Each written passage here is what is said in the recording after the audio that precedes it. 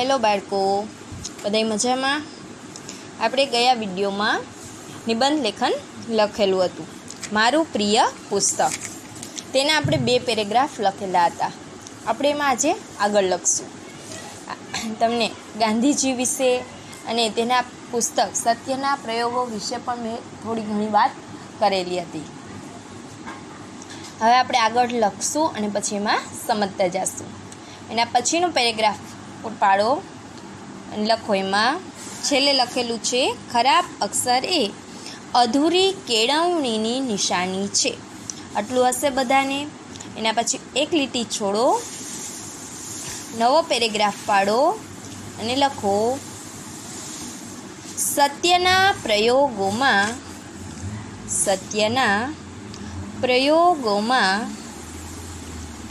ગાંધીજીએ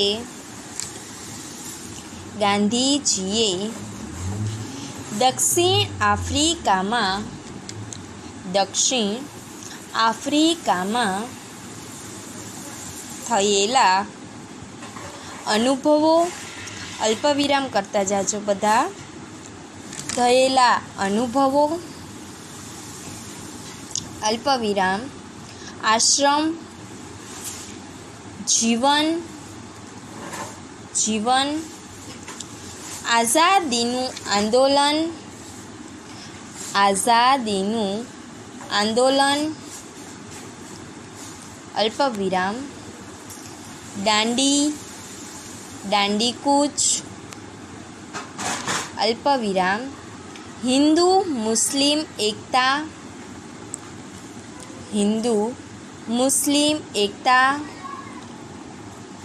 અલ્પવિરામ,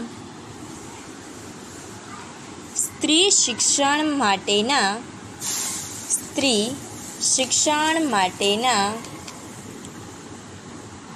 પ્રયત્નો,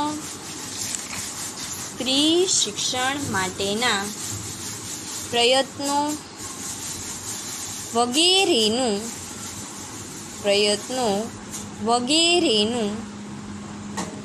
વર્ણન કર્યું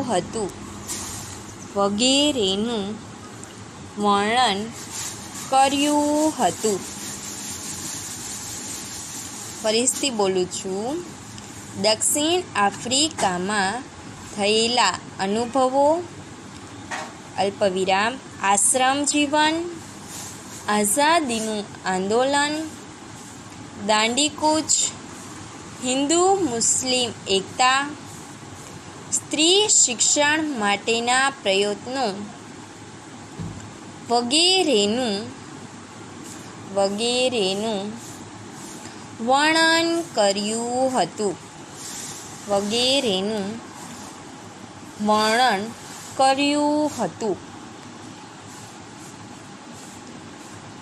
એમાં આગળ લખો, તેમણે એક સૂત્ર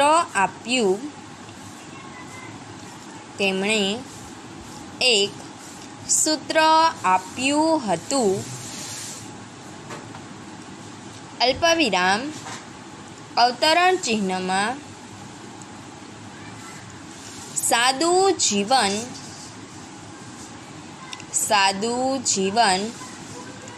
ઉચ્ચ વિચાર,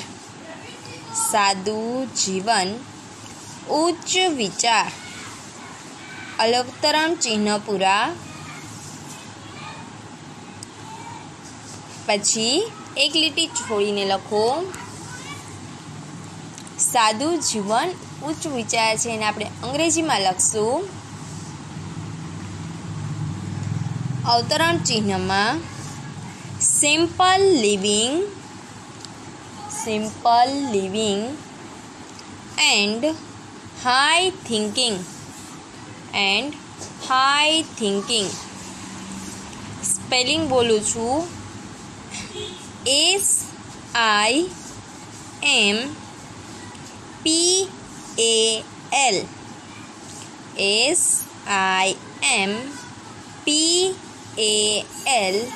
SIMPAL, simple,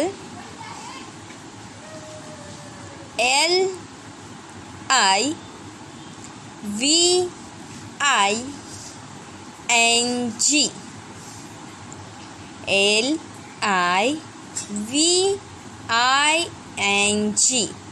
લિવિંગ. એના પછી AND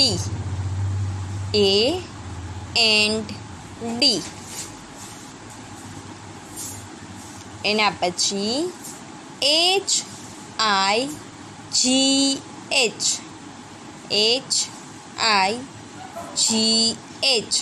હાઈ. એના પછી KING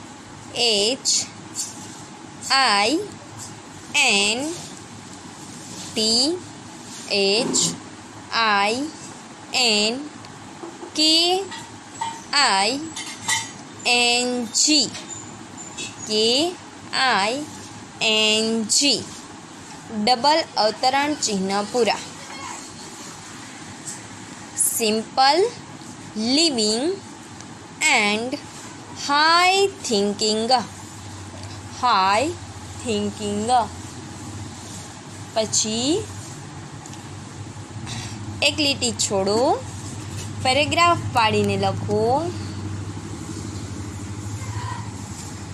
સત્યના પ્રયોગોમાંથી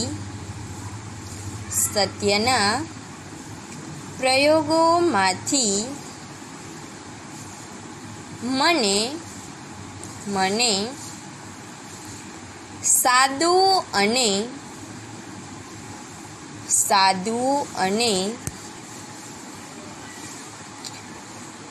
પ્રામાણિક જીવન જીવવાની પ્રેરણા મળી. સત્યના પ્રયોગોમાંથી મને સાદું અને પ્રામાણિક જીવન જીવવાની પ્રેરણા મળી. લખાઈ ગયું બધાને? હવે જો હું ફરીથી બોલું છું અને સમજાવતી જાઉં છું. સત્યના પ્રયોગોમાં ગાંધીજીએ દક્ષિણ આફ્રિકામાં, આપણે કસ્તુરબાવાળા પાઠમાં જોયું હતું કે દક્ષિણ આફ્રિકાની જે લડત હતી એમાં કસ્તુરબાની સાથે હતા. એવી જ રીતે જ્યારે ગાંધીજીએ દક્ષિણ આફ્રિકામાં કાળા અને ગોરાનો જે ભેદભાવ હતો, લડત ચલાવી હતી, એના જે અનુભવો થયા હતા એ બધા છે એ સત્યના પ્રયોગોમાં લખેલા છે. પછી એ આશ્રમનું જીવન, એના સાબરમતી આશ્રમ અમદાવાદમાં આવેલો છે, ત્યાંનું જીવન કેવું હતું એનું, અને એ આશ્રમને બનાવવા માટે એને કેટલી મહેનત કરી છે અને એના અનુભવો કેવા રહ્યા છે એ બધા પણ સત્યના પ્રયોગોમાં દર્શાવેલા છે. આ ઉપરાંત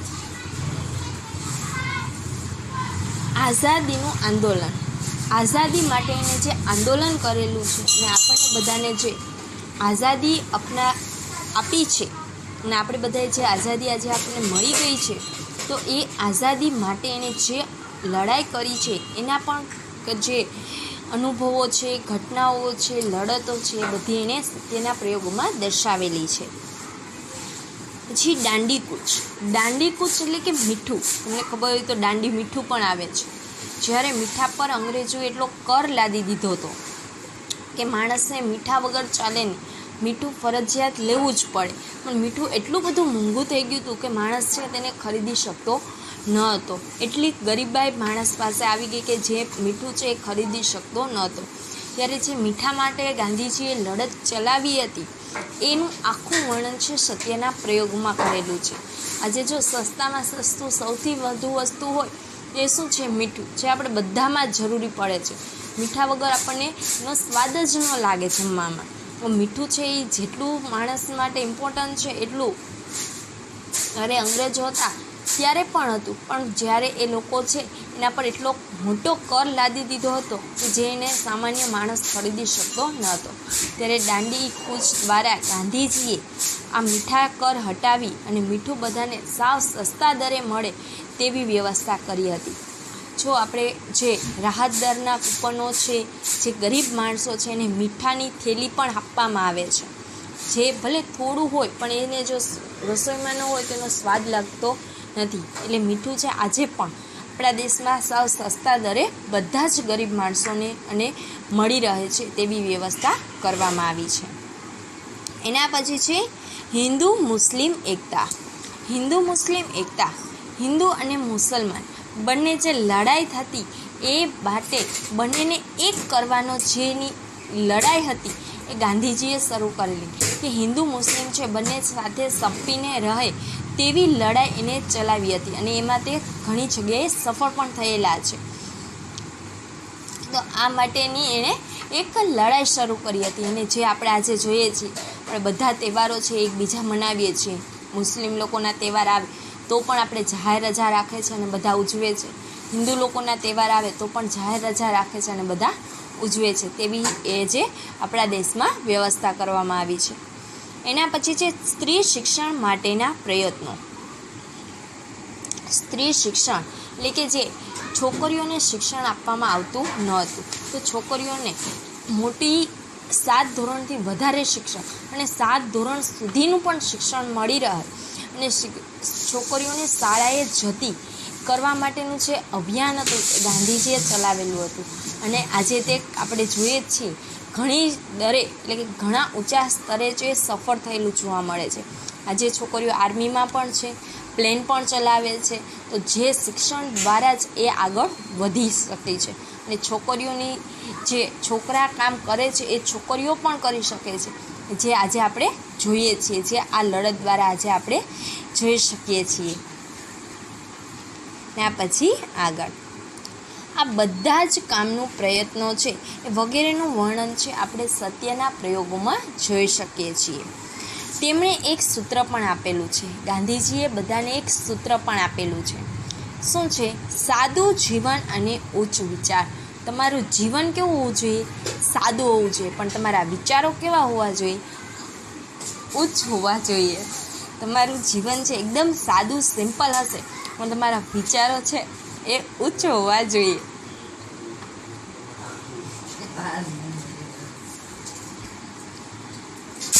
એટલે એણે અંગ્રેજીમાં જે સૂત્ર આપેલું છે, simple living and high thinking. સાદું જીવન જીવો અને ઉચ્ચ વિચારો રાખો. ઘણા લોકો છે એટલું હાઈફાઈ જીવન જીવતા હોય પણ એના વિચારો છે એટલા તુચ્છ હોય છે અને ઘણા લોકો છે એકદમ સાદું જીવન જીવતા હોય અને આ વિચારો છે એ ઉચ્ચ વિચારો હોવા જોઈએ. આપણે પણ હંમેશા જીવન છે હંમેશા સાદું જીવવું જોઈએ પણ એના વિચારો કેવા હોવા જોઈએ? આપણા ઉચ્ચ હોવા જોઈએ. એટલે પણ આપણે નબળા વિચારો કરવા જોઈએ નહીં. આપણે જીવન ભલે સાદું જીવીએ, સાદા કપડાં પહેરીએ, સાદી રીતે આપણે સિમ્પલ રીતે રહીએ, બધી જગ્યાએ આપણે એડજસ્ટ થઈ જવા જોઈએ.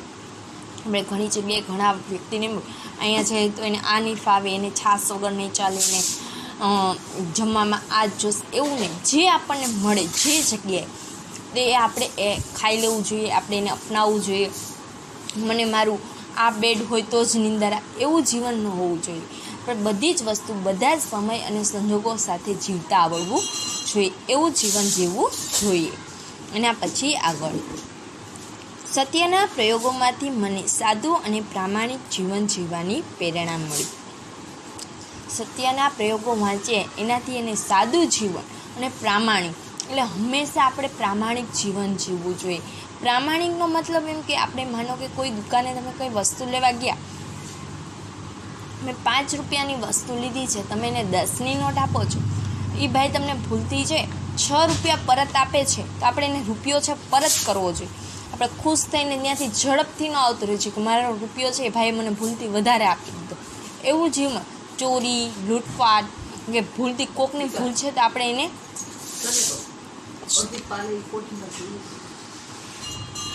આપણે પ્રામાણિક જીવન જીવવું જોઈએ. હંમેશા સત્યની સાથે. કોઈથી ભૂલ થઈ છે, આપણને ખબર છે તો આપણે તેને જાણ કરવી જોઈએ કે આ તમારી ભૂલ થઈ છે. પછી એ સ્વીકારે ન સ્વીકારે એનો મતલબ છે, પણ આપણે તે ખાસ ધ્યાન રાખવું જોઈએ કે આપણે તેને જાણ કરવી જોઈએ. અને આપણને ખબર છે કે એ વ્યક્તિ ભૂલ કરે છે તો આપણે તેને રોકવા જોઈએ અથવા તો તેને રોકવાનો પ્રયત્ન કરીને એને એ ભૂલ સુધારવા માટે પ્રયત્નો કરવા જોઈએ. એટલે આપણે હંમેશા સાદું અને પ્રામાણિક જીવન જીવવું જોઈએ. અહીંયા છે તમારો નિબંધ પૂરો થાય છે. આપણે ફરી એકવાર આખો નિબંધ જોઈ લેશું.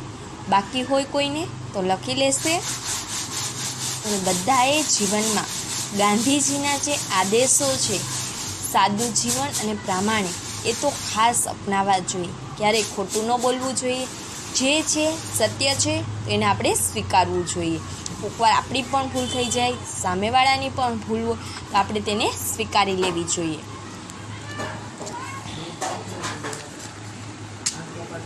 પહેલેથી પાઠ બોલું છું. નિબંધ પહેલો પેરેગ્રાફ. મને પુસ્તકો વાંચવાનો ઘણો શોખ છે. મેં ઘણા પુસ્તકો વાંચ્યા છે. એ બધામાં સત્યના પ્રયોગો એ મારું પ્રિય પુસ્તક છે. ગાંધીજીએ કહ્યું હતું, જેને પુસ્તકો વાંચવાનો ઘણો શોખ છે તે બધી જગ્યાએ સુખી રહી શકે છે. આ પહેલો પેરેગ્રાફ બધાને લખાઈ ગયો. એના પછી બીજો પેરેગ્રાફ. ગાંધીજીને આપણે મહાત્મા અને રાષ્ટ્રપિતા તરીકે ઓળખીએ છીએ. સત્યના પ્રયોગો પુસ્તકમાં ગાંધીજીની આત્મકથા છે. તેની ભાષા સરળ છે. તેમાં ગાંધીજીની લેખન શક્તિ જોવા મળે છે. આ પુસ્તકમાં ગાંધીજીએ પોતાના જીવન અને પ્રસંગોનું વર્ણન કર્યું હતું. ગાંધીજી નાનપણમાં એક સામાન્ય વિદ્યાર્થી હતા. તેમનામાં ચોરી અને ધૂમ્રપાન જેવી કુટેવો હતી. એકવાર તેમણે હરિશ્ચંદ્રનું નાટક જોયું હતું અને શ્રવણની વાર્તા સાંભળી. તેમનાથી તેમને સાચું બોલવાની અને મા બાપની સેવા કરવાની પ્રેરણા મળી. તેમનાથી ક્યારેક ભૂલો થતી ત્યારે તે પોતાની ભૂલો સુધારી લેતા અને ભૂલો ફરીથી કરતા નહીં. તેમણે કહ્યું હતું, ખરાબ અક્ષર એ અધૂરી કેળવણીની નિશાની છે. એના પછીનો પેરેગ્રાફ. સત્યના પ્રયોગોમાં ગાંધીજીએ દક્ષિણ આફ્રિકામાં થયેલા અનુભવો, આશ્રમ જીવન, આઝાદીનું આંદોલન, દાંડીકૂચ, હિન્દુ મુસ્લિમ એકતા, સ્ત્રી શિક્ષણ માટેના પ્રયત્નો વગેરેનું વર્ણન કર્યું હતું. તેમણે એક સૂત્ર આપ્યું હતું, સાદું જીવન ઉચ્ચ વિચાર. સાદું જીવન ઉચ્ચ વિચાર, જેનો મતલબ થશે અંગ્રેજીમાં simple living and high thinking. Simple living and high thinking. ત્યાર પછીનો પેરેગ્રાફ. સત્યના પ્રયોગોમાંથી મને સાદું અને પ્રામાણિક જીવન જીવવાની પ્રેરણા મળી. સાદું અને પ્રામાણિક જીવન જીવવાની પ્રેરણા મળી. આ હતા તમારા નિબંધ. આપણે 2 નિબંધ લખ્યા છે, એક નદીની આત્મકથા અને બીજું મારું પ્રિય પુસ્તક. બંને નિબંધ છે આપણા આ સત્રના છે. આ સત્રના તમારો નિબંધનો કોર્સ પૂરો થાય છે. આપણે 2 નિબંધ અને એક વાર્તા લેખન લખેલું છે. હવે તમારે પત્ર લેખન આવશે, બાકી તમારે નિબંધ અને વાર્તા લેખન છે એ અહીંયા પૂરો થાય છે. અને પછીના વિડીયોમાં આપણે એક પત્ર લેખનની શરૂઆત કરશું. બધાએ બંનેમાંથી જે તમને સહેલો અને સરળ લાગતો હોય તે નિબંધ છે પાકો કરવાનો છે. બંને નિબંધ પાકા કરવાના છે અને મોઢે આવડવા જોઈએ તેવી તૈયારી કરવાની છે. વાર્તા લેખન એક જ છે જે માત્ર હૃદય ને ત્રણેય સાવ સહેલા છે. તમે મોઢે પણ લખી શકો છો તેવા જ સહેલા નિબંધ આપણે લીધેલા છે. તો બધાએ નિબંધ સરસ રીતે તૈયાર કરી અને પાકા કરવાના રહેશે. આના પછીના વિડીયોમાં આપણે એક પત્ર લેખન લખીશું, એટલે તમારે અત્યારે નિબંધની નોટમાં જ લખવાનું રહેશે. પત્ર લેખન આપણે નિબંધની નોટમાં જ લખવાનો છે. બરાબર છે. Bye bye.